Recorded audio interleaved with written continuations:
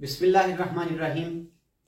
इब्तदा है रब्बे करीम के इसमें अजीम से जो हालिके अर्ज़ो समा है मालिके शर्को गर्ब। दुरूदो सलाम शान कायनात जाने कायनात नबी मुकर्रम हज़रत मोहम्मद मुस्तफ़ा सल्लल्लाहु अलैहि वसल्लम पर। आमिर उस्मान आदिल अपने यूट्यूब चैनल और ऑफिशियल फेसबुक पेज पर पाकिस्तान दुनिया भर में बसने वाले प्यारे पाकिस्तानियों को सलाम अर्ज़ करता है। नाज़रीन, आज सोशल मीडिया पर एक वीडियो वायरल है जिसमें देखा जा सकता है कि रेस्क्यू 1122 के अहलकार एक नौज़ायदा बच्चे को उल्टा लटकाकर थपथपा रहे हैं। ये बच्चा नौज़ायदा है। इतलात के मुताबिक रेस्क्यू 1122 की गाड़ी में एक खातून ने बच्चे को जन्म दे दिया। तनकीद है इस वक्त सोशल मीडिया पर तहसील हेडक्वार्टर अस्पताल खारियां और खास तौर पर उनके एमएस पर। कहा यह जा रहा है कि लेडी डॉक्टर की मुबैना गफलत, उन्होंने इस मरीजा को रखने से इनकार कर दिया, अजीज भट्टी अस्पताल रेफर कर दिया और दौरान सफर इस खातून ने एक बच्चे को जन्म दे दिया। नाज़रीन, ये खबर, ये वीडियो सोशल मीडिया पर वायरल होना, इसका हर पहलू इंतहाई तकलीफ देह है, अजियतनाक है। और सबसे बड़ा ये पहलू कि आज भी हम सेहतो सलामती के हवाले से दुनिया कहां की कहां पहुंच चुकी है और आज भी हम इस हालत में हैं कि हम बुनियादी नौयत के हकूक भी नहीं दे पा रहे। नाज़रीन, मैं आपके सामने आज इस वीडियो में हकायक रखने जा रहा हूं कि वाकया क्या है, रिपोर्ट किस तरह से हुआ और इस बारे में तहसील हेडक्वार्टर अस्पताल का मौकफ क्या है, लेडी डॉक्टर साहिबा क्या कहती हैं, कौन जिम्मेदार है अगर ये एक गफलत है, सरासर लापरवाही है, अपने फराइज को, जिम्मेदारियों को दूसरों पर डालने का जो एक खेल है। नाज़रीन, पहले मैं आपको खबर मुख्तसरन शेयर कर दूं। सोशल मीडिया पर आज एक वीडियो वायरल हुई तेजी से, जिसमें देखा जा सकता है कि रेस्क्यू 112 का एक मर्द अहलकार है और उसने अपने हाथों में एक नौज़ायदा बच्चे को उल्टा लटकाया हुआ है और उसको वो थपथपा रहा है और एक खातून है, उनका चेहरा जाहिर नहीं हो रहा। बताया यह गया है कि एक खातून जो थी उनको तहसील हेडक्वार्टर अस्पताल खारियां लाया गया और मुबैना तौर पर अमले ने, लेडी डॉक्टर्स ने उनको इलाज मुआवजा देने से, तिब्बी इमदाद देने से इनकार कर दिया। रेस्क्यू 112 की टीम, उनके चूंकि अजीज भट्टी रेफर किया गया था, उनको लेकर गुजरात जा रही थी कि रस्ते में खातून ने बच्चे को जन्म दे दिया। अब लामहाला रेस्क्यू 112 की टीम में उस वक्त मर्द ही अहलकार थे। नाज़रीन, मैंने हकायक जानने के लिए राब्ता किया तहसील हेडक्वार्टर अस्पताल के एमएस डॉक्टर जफर मेहदी से। उनसे पूछा तो बताया यह गया कि यह वाकया आज का नहीं है, करीब 2 हफ्ते पहले का यह वाकया है। 4 जुलाई 2021 को यह वाकया पेश आया। डॉक्टर जफर मेहदी के मुताबिक तकरीबन 1:45 बजे दिन इन खातून को लाया गया ओपीडी में और इनको एक गायनाकोलॉजिस्ट डॉक्टर हैं खातून, उन्होंने चेक किया और उसके बाद इनको अजीज भट्टी अस्पताल मुंतकिल करना जरूरी था। पब्लिक हेल्थ केयर की जो हिदायत हैं, जो उन्होंने एसओपीज वज़ा की हुई हैं, उनके मुताबिक। अब नाज़रीन, मैं आपके सामने रखने लगा हूं मौकफ खातून गायनाकोलॉजिस्ट हैं तहसील हेडक्वार्टर अस्पताल की, जिन्होंने इन मरीजा को चेक किया।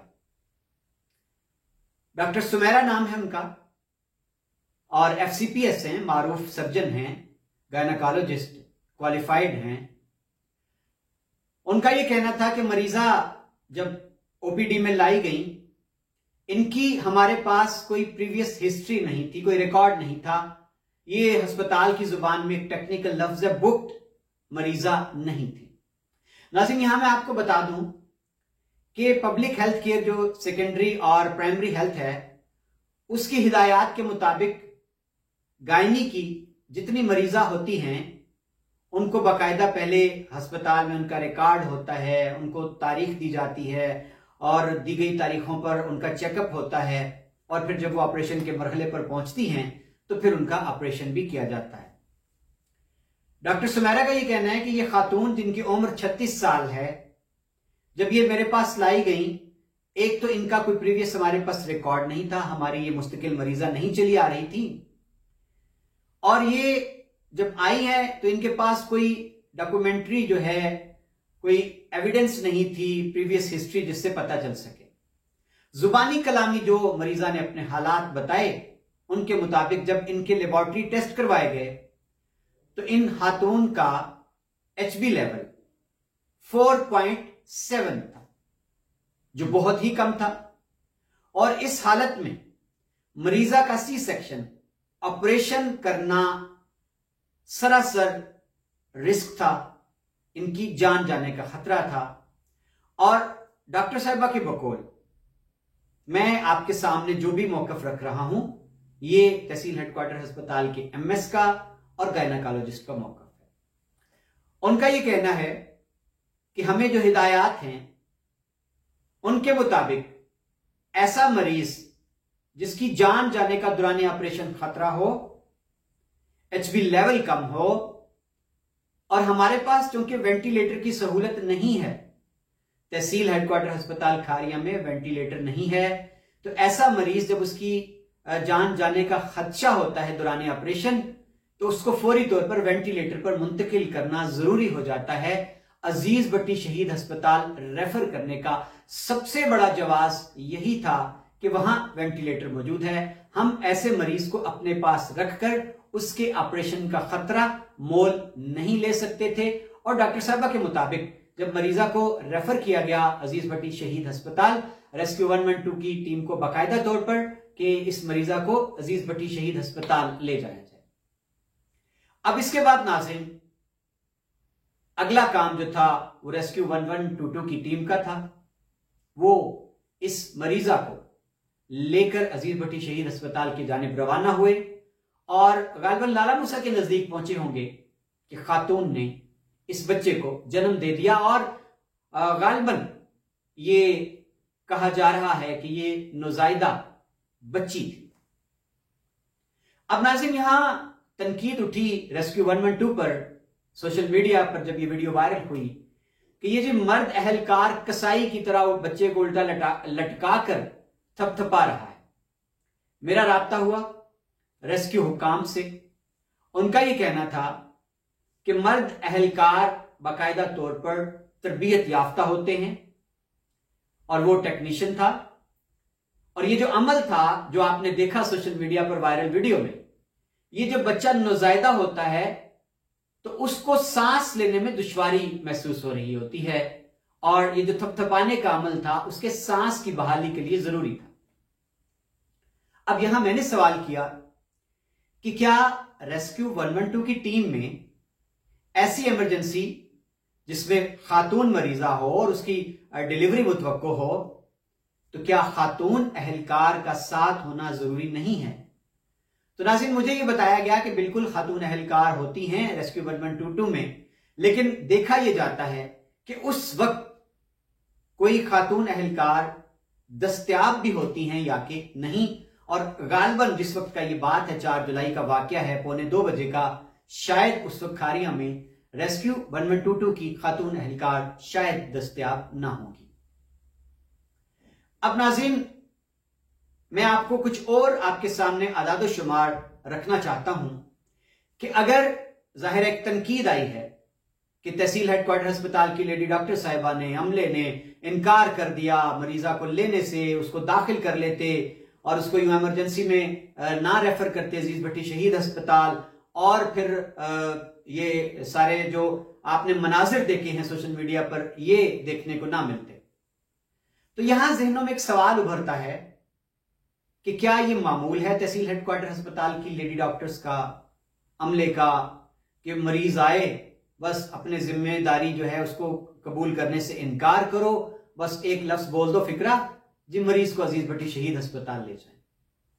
तो यहां नाज़रीन मैं आदाद शुमार रखना चाहता हूं आपके सामने कि पिछले जो 3 दिन हैं इनमें कुल तहसील हेडक्वार्टर अस्पताल में 30 ऑपरेशन हुए और कल यानी जुम्मे के रोज सी सेक्शन यानी डिलीवरी के ऑपरेशन 9 कल एक दिन में जुम्मे के रोज इसी तहसील हेडक्वार्टर अस्पताल की लेडी डॉक्टर्स ने 9 डिलीवरी के ऑपरेशन किए और आज 5 ऑपरेशन हुए हैं, जिनमें 4 जनरल सर्जरी के और 1 ऑर्थोपेडिक सर्जरी का।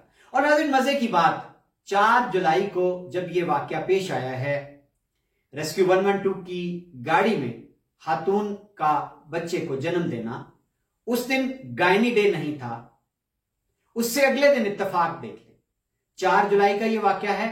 5, 6 और 7 जुलाई को 3 दिन में तहसील हेडक्वार्टर अस्पताल में 24 डिलीवरी के ऑपरेशन किए गए। अब आप खुद अंदाजा लगा ले आदादो शुमार से कि 4 जुलाई को मरीजा उसको रेफर कर दिया गया अजीज भट्टी शहीद अस्पताल।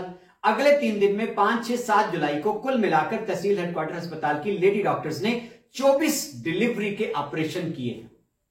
और अभी कल ही की बात है, जुमा के रोज एक दिन में 9 डिलीवरी के ऑपरेशन हुए। तो अब क्या हम ये मान लें कि अजीज भट्टी शहीद अस्पताल रेफर किए जाना एक मामूल है? क्या हम ये मान लें ये तनकीद है पब्लिक की जानिब से तहसील हेडक्वार्टर अस्पताल की लेडी डॉक्टर्स के ऊपर कि उन्होंने उस मरीजा को 4 जुलाई को देखने से इनकार कर दिया, अपने पास रखने से इनकार कर दिया और जनाब झट से रेफर कर दिया अजीज भट्टी शहीद अस्पताल? तो नाज़रीन यहां सवाल यह भी तो उभरता है जहनों में कि अगर एक मरीजा को उन्होंने लेने से इनकार कर दिया तो फिर उससे अगले रोज, उससे अगले रोज, उससे अगले रोज मुतवातर 3 दिन 24 डिलीवरी के ऑपरेशन इन्हीं लेडी डॉक्टर्स ने क्यों किए? और अभी कल जुमे के रोज इन्हीं लेडी डॉक्टर्स ने 9 डिलीवरी के ऑपरेशन क्यों कर डाले? सवाल तो बनता है। अब नाज़रीन यहां मैंने एमएस तहसील हेडक्वार्टर अस्पताल डॉक्टर जफर मेहदी से यह सवाल भी किया कि 2 बजे के बाद जब अगर कोई मरीज आ जाए इस तरह का इमरजेंसी में तो फिर उसके बारे में आपकी एसओपीज क्या है? तो उनका यह कहना था कि हमारी शिफ्ट मॉर्निंग शिफ्ट होती है, 2 बजे तक तमाम डॉक्टर्स मौजूद होते हैं और उस वक्त ऑपरेशन के लिए दस्तयाब, क्योंकि सिर्फ लेडी डॉक्टर या सर्जन ने ही ऑपरेशन नहीं करना होता, सबसे जरूरी काम माहिर बेहोशी का होता है और उसके साथ साथ ऑपरेशन असिस्टेंट यानी ओटी असिस्टेंट होते हैं और ये सारे मॉर्निंग शिफ्ट में होते हैं। हमारे पास इवनिंग शिफ्ट में और नाइट शिफ्ट में ऑपरेशन या सर्जरी करने के लिए ये सारी सहूलियात दस्तयाब नहीं है और इसीलिए एसओपी के मुताबिक हम 2 बजे के बाद आने वाली किसी इमरजेंसी ऐसे ऑपरेशन के मरीज को अजीज भट्टी शहीद अस्पताल रेफर करने पर मजबूर होते हैं। नाज़रीन ये सारे हकायक हैं जो मैंने आपके सामने रख दिए। मैं अब आखिर में आपके सामने खुलासा रखने लगा हूं। तनकीद यह है कि 4 जुलाई को एक खातून मरीजा लाई गई तहसील हेडक्वार्टर अस्पताल की ओपीडी में। लेडी डॉक्टर गायनाकोलॉजिस्ट ने उनका मुआयना किया और उनका एचबी लेवल बहुत कम होने की बिना पर उनको रेफर कर दिया अजीज भट्टी शहीद अस्पताल। अब तनकीद यह है पब्लिक की जानिब से कि आपने क्यों नहीं देखा, आपने अजीज भट्टी क्यों रेफर किया? इसके जवाब में अपना मौकफ लेडी डॉक्टर साहिबा ने यह दिया है कि मैं उनको रख नहीं सकती थी। एसओपीज के मुताबिक, जो मेरा महकमा सेहत है उसकी हिदायत के मुताबिक, ऐसी मरीजा जिसकी जान जाने का खतरा हो दौरान ऑपरेशन, उसको मुझे उस अस्पताल में अपने से हायर सहूलियात रखने वाले में रेफर करना मेरा फर्ज है, मेरे मनसब का तकाजा है। मैंने उसको निभाते हुए अजीज भट्टी शहीद अस्पताल रेफर कर दिया। नाज़रीन बात यह है कि हम बड़े उतावले हैं, हम सोशल मीडिया पर तनकीद बहुत करते हैं, हकायक को देखे बगैर, मौकफ लिए बगैर तस्वीर का एक ही रुख हम देखने के आदी हो चुके हैं। मैंने आपके सामने तस्वीर के सारे रुख रखने की कोशिश की है और नाज़रीन बात सिर्फ इतनी सी है कि हमारे सरकारी अस्पताल जो हैं उनके डॉक्टर्स के बारे में, उनके अमले के बारे में अमूमी राय हमारी पब्लिक की अच्छी नहीं है। हम तनकीद करते हैं, ये मानना पड़ेगा हमारे इस निजाम में बहुत सी खराबियां हैं। खराबियां दूर करने की गुंजाइश है, लेकिन क्या कभी कभार हम तनकीद करते हुए हद से गुजर नहीं जाते, तजावज नहीं कर जाते? हमें यह ख्याल भी रखना होता है कि वही लेडी डॉक्टर्स जो जाहिर है कौन हैं, हम में से हैं, हमारी बहनें बेटियां हैं, इसी मुआशरे का हिस्सा हैं, अगर वो एक दिन में 9 डिलीवरी के ऑपरेशन कर रही हैं इसी अस्पताल में, तो जब हम सोशल मीडिया पर एक तूफान खड़ा कर देंगे उनके खिलाफ, तो क्या उनकी दिल शिकस्तगी नहीं होगी? उनकी जो हौसला शिकनी नहीं होगी? और नाज़रीन, हम देखते हैं ईद त्यौहार आते हैं और इमरजेंसी का अंबार लग जाता है हादसात की सूरत में। तो ऐसे में ये अमला ही होता है इन सरकारी अस्पतालों में। जब प्राइवेट अस्पताल बंद होते हैं तो ये सरकारी अस्पतालों में, इमरजेंसी में, शोबा हादसात में रात दिन, मैं जानता हूं कि 24-24 घंटे लगातार ये अमला ऐसे अहम मौकों पर ड्यूटी सरंजाम देता है। तो हमें यह भी तो ख्याल करना चाहिए। अब नाज़रीन, जहां तक बात है, सुकम है हमारे निजाम में, कमजोरियां हैं, यहां मैं ये पहलू मेरे खारियां के जितने दोस्त हैं, जिम्मेदार जो समझते हैं कि हमारा तहसील हेडक्वार्टर अस्पताल जो है इसको एक हर लिहाज से आइडियल होना चाहिए, उनका ये फर्ज बनता है कि वो MS साहिब के साथ बैठें, मसाइल के बारे में इदराक हासिल करें और इंतजामी अमूर जो हैं उनको हल करने के लिए उनकी मुआवनत करें, सियासतदानों को साथ शामिल करें, इस हल्के के MNA MPS के ऊपर मिलकर ये दबाव डालें कि इस तहसील हेडक्वार्टर अस्पताल में इवनिंग की शिफ्ट में ऑपरेशन होना जरूरी है, नाइट शिफ्ट में ऑपरेशन होना जरूरी है, उसके लिए इजाफी अमले की जरूरत है, operation assistant, operation theatre assistant भर्ती होने हैं और माहिर बेहोशी जो है वो हमें सेकंड शिफ्ट में भी दरकार हैं। ये सारे मामलात हैं, इनको सामने रखकर हमें बेहतर जो है, हमारे ये इदारे हमारे अपने हैं, हमने इन पर सिर्फ तनकीद नहीं करना। किसी के साथ हमें अगर कोई जाती बैर है तो इसकी आड़ में, हमें तनकीद की आड़ में अपना जाती एजेंडा नहीं पूरा करना, इदारों की बेहतरी की बात करना है। और नाज़रीन, आखिर में सिर्फ इतना कहना चाहूंगा कि सोशल मीडिया पर जब भी आप कोई मवाद, कोई तस्वीर, कोई वीडियो वायरल करें तो खुदारा सहाफती अखलाक को मद्देनजर रखते हुए उसको धुंधला कर लिया करें, ब्लर कर लिया करें। ख्याल रहे कि किसी की प्राइवेसी, किसी की इज्जत यूं ना उछले। हमने बेध्यानी में क्या कर दिया, कभी सोचिएगा। बहुत शुक्रिया नाज़रीन, ये थे सारे हकायक जो आज सोशल मीडिया पर एक तूफान है उस हवाले से। और चलते चलते ये वीडियो किस तरह वायरल हुई, रेस्क्यू 112 की इंतजामिया का जिम्मा बनता है कि एक उनकी जो सरकारी वीडियो थी जो उन्होंने अपने रिकॉर्ड के लिए रखना होती है, ये पब्लिक कैसे हुई, मीडिया की जीनत कैसे बनी। बहुत शुक्रिया नाज़रीन, अपना ख्याल रखिएगा और मुझे इजाजत दीजिए। अल्लाह।